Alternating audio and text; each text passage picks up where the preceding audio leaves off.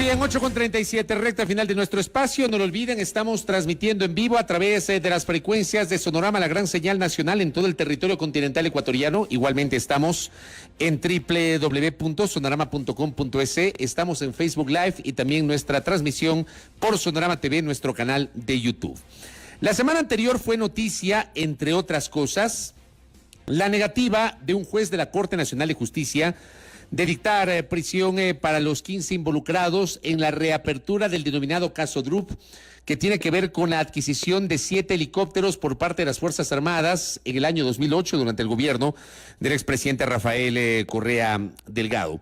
Uno de los oficiales en servicio pasivo que está siendo procesado es el ex jefe de Estado Mayor de la Fuerza Aérea Ecuatoriana y presidente del Comité de Contrataciones de la FAE, el general Leonardo Barreiro. Su abogado nos acompaña en esta mañana, el abogado Franklin Robles, visita la mesa de trabajo de A Primera Hora. ¿Cómo le va, abogado? Bienvenido, buenos días. Qué gusto. Muchas gracias, Fabricio. Aquí presto para poder absorber cualquier inquietud sobre el caso. Gracias. A ver, empecemos por, y me gustaría conocer su reacción sobre la decisión de la Fiscalía de haber pedido la reapertura del caso. Se dio la audiencia finalmente la semana anterior, pero en derecho era lo que correspondía, reabrir este caso que fue cerrado sin haber terminado. Así es, no, la verdad que no, Fabricio. Nosotros hemos insistido desde el principio que la reapertura de la investigación no cumplió los requisitos necesarios que establece la ley para el efecto. En realidad lo que sucedió es que la Fiscalía, primero sin notificar a las partes, por lo que nadie pudo defenderse, aseguró haber tenido nuevos elementos que permitían o que le facultaban pedir la reapertura, y en virtud de esos nuevos elementos, que en realidad no hubo ninguno, se realizó la audiencia, no hubo contradicción, la Defensoría Pública estuvo de acuerdo con todo lo que señaló la Fiscalía General del Estado, y en un acuerdo de la Fiscalía con la Defensoría Pública, el juez concedió efectivamente la reapertura de la investigación. Pero como le digo, no hubo contradicción, que es algo fundamental en un proceso. Y luego, esto es tanto así que cuando nosotros vemos en la audiencia de formulación de cargos, podemos advertir que la Fiscalía no presentó un solo elemento de aquellos que aseguró eran nuevos en la audiencia de reapertura. Es decir, no hubo ningún elemento nuevo aportado como un elemento para formular cargos. Es decir, si había un elemento nuevo, sí podía dar paso a la reapertura. Sí, por supuesto que sí. Si existían elementos nuevos. ¿Aquí no hubo elementos nuevos? No hubo ningún. ¿En la audiencia de la semana anterior la Fiscalía no presentó nuevos elementos? No presentó los elementos nuevos que aseguró que tenía en la audiencia de reapertura de la investigación. Es algo que efectivamente llama la atención. Y sobre todo ya en la parte central de la audiencia de formulación de cargos, nosotros podemos advertir que no establece con precisión ni siquiera el tipo penal por el cual acusa a cada uno de los procesados. Es decir, nosotros en defensa del general Leonardo Barreiro esperamos que, pero obviamente de todos los procesados, se señale y se individualice en cada caso a quién le corresponde el cometimiento de qué infracción penal en virtud de qué conducta. Y eso es justamente lo que no se hace cuando la Fiscalía dice que el delito existente es peculado, así de manera simple y llana, y que los autores son todos los procesados. Entonces esto es algo que ha llamado la atención de todos quienes estuvimos en la audiencia de formulación de cargos. Ahora bien, el juez no acogió el pedido de la Fiscalía. ¿Por qué la Fiscalía pidió la prisión para los 15 y por qué el juez, desde su punto de vista, decide negar ese pedido de la Fiscalía, abogado? Bueno, porque en derecho corresponde, ¿no? Tenemos entendido que la prisión preventiva es una medida de última ratio y que se podrá solicitar y ordenar siempre y cuando no existan otras medidas que sean menos gravosas. Pero sobre todo, Fabricio, esto es fundamental, que para la formulación misma de los cargos ya tenía que haber serios indicios de que estos elementos debían ser concluyentes en el sentido de que permitan presumir que existe el delito y que existe responsabilidad de los procesados, y eso no existe. Y luego la Fiscalía finalmente formula cargos porque lo puede hacer y nadie puede oponerse a esa facultad. Pero lo fundamental era que exista cierto nivel de proporcionalidad y de objetividad en el actuar de la Fiscalía. Y eso es justamente lo que no sucedió. La Fiscalía recabó un sinnúmero de elementos que los tenía, digamos, en la sala de audiencias en un sinnúmero de cajas, pero solamente puso sobre la mesa los elementos de que la Fiscalía considera de cargo, pero ninguno de descargo. Entonces, cuando nosotros vemos que expedir un oficio o expedir un memorando o participar por delegación en un acto administrativo, participar en un proceso de contratación pública por delegación, según la Fiscalía por sí mismos, de manera aislada, son elementos que permiten presumir el delito, nosotros vemos que hay un actuar desproporcionado de la Fiscalía General del Estado. ¿Por qué ha sido incorporado en este proceso el general Leonardo Barreiro? ¿Cuál fue el papel en 2008 del general Barreiro, abogado? El papel del general Leonardo Barreiro fue presidir el comité de contrataciones, pero con un pequeño antecedente. Existen para el proceso de contratación pública llevado por la Honorable Junta de Defensa Nacional, llevado por la Honorable Junta de Defensa Nacional, que estableció la conformación y participación de comisiones en las que no podía intervenir una misma persona en otra comisión. Entonces se garantizaba el principio de independencia de cada una de estas comisiones.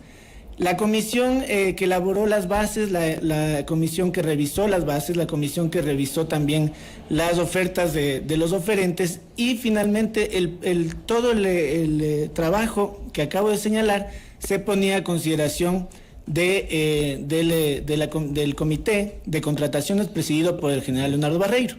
Este comité de contrataciones decide por unanimidad en virtud de la revisión que se hace del informe de la comisión que calificó las ofertas.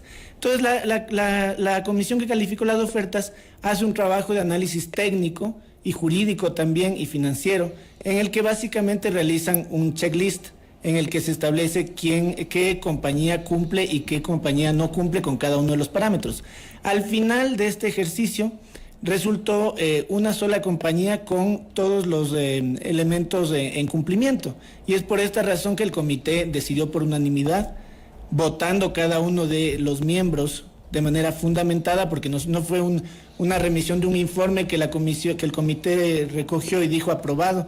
No, este fue un ejercicio que sucedió en el transcurso de todo un día, en el que se escuchó a la comisión expuso cada vez que el comité le requirió una aclaración y una exposición bastante detallada de las virtudes o de los resultados de este proceso de selección.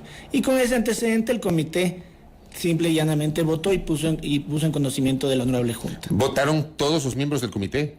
Todos los miembros del comité de manera fundamentada, es decir, que no solamente dijeron a favor o en contra. Lo que hicieron fue un ejercicio en el que establecieron cuáles eran los beneficios que según el informe destacaban para tomar su decisión. Y ese informe, no podían ser adivinos para imaginarse lo que iba a pasar después. Que 4 de esos 7 helicópteros se iban a accidentar, que 3 iban a quedar allí y que se iba a desatar toda esa polémica. Yo le pregunto, revisando los informes previos, ¿había un sustento real para avalar la compra de esos 7 helicópteros? En mi criterio sí, porque lo que sucede es que cada comisión hizo un análisis detallado de todo lo que contenían las ofertas y tenemos que hacer un pequeño análisis también de cuál es la situación económica en la que se enmarcó esta contratación. Nosotros tenemos un presupuesto de aproximadamente más de $60 millones que se tenía previsto para la contratación de los helicópteros y ganó la oferta que estuvo alrededor de los $40 millones, es decir, se miró, se observó cuál fue la propuesta que en el plano económico, pero también en el técnico, pero definitivamente que el plano económico tiene un valor, fundamental, y se adjudicó a la compañía que, cumpliendo todos los elementos, tenía la mejor oferta económica. Pero mucho se ha cuestionado el hecho de que por qué se decantaron por comprar esos helicópteros de origen hindú o indio a una empresa de ese país y no helicópteros a empresas de otros países, del Reino Unido, de Estados Unidos, qué sé yo, porque ahí también hubo en su momento una discusión de componente ideológico. Por eso le preguntaba si los informes invitaban a pensar que esa era la mejor oferta, no solamente económica, sino también técnica. Sí, puede haber esos cuestionamientos, pero por un lado quiero señalar que estos cuestionamientos se los realiza y obviamente la ciudadanía también va a cuestionar respecto de este aspecto, pero estos cuestionamientos los realizó ya, por ejemplo, la Contraloría General del Estado, y entonces hay una una perspectiva de también de conveniencia en todos los aspectos, no solamente económicos. En uno de los concursos, porque recuerde que este proceso tuvo algunos procesos fallidos, valga la redundancia, como por ejemplo aquel en que ganaron unos helicópteros israelitas, pero que eran de 1970 y de la década del 70, la fecha de fabricación. Entonces, obviamente esos helicópteros que no eran hindús tenían una antigüedad que no garantizaba una operación, digamos, adecuada en estos tiempos en el Ecuador. Entonces, es por eso que se analizaron propuestas en el ámbito integral. Pero más allá de eso, como le digo, Fabricio, el asunto es que nosotros debemos observar que respecto de los aspectos administrativos, civiles inclusive, que pudieran existir en torno al proceso de selección, que está debidamente documentado y debidamente fundamentado, son los órganos competentes, los órganos de control, y no el aparato estatal que tiene la bendita pública, en este caso la Fiscalía General del Estado. ¿Usted cree que este tema, abogado, se ha politizado o se ha decidido la reapertura de esta investigación por cuestiones políticas? Sí, definitivamente que ha habido un tinte político que lamentablemente sí afecta a los oficiales y suboficiales y también a los servidores públicos que intervinieron en el proceso de contratación pública. Esto es algo que debemos nosotros cuestionar siempre, porque una cosa es el tema político y otro muy diferente es el actuar administrativo de servidores públicos, al fin de cuentas, que no todos eran ministros, que no todos eran generales. Hay muchas personas que llevan 13 años de un proceso tortuoso que adicionalmente implica un costo muy alto y que no tienen esos recursos para enfrentar una situación de esta naturaleza, ¿no? Como es enfrentar al Estado. ¿Cuál es la situación personal del general Leonardo Barreiro en este momento? El general Leonardo Barreiro está en el Ecuador. Él adicionalmente no ha salido. Él ha estado permanentemente en el Ecuador. ¿Y él va a enfrentar la reapertura del caso? Así es. Él estuvo en la audiencia de formulación de cargos, estuvo presente. Me parece que es el único procesado que estuvo presente en la audiencia y no tiene ningún temor de enfrentar un proceso en el que básicamente no tuvo una participación en ninguna incorrección.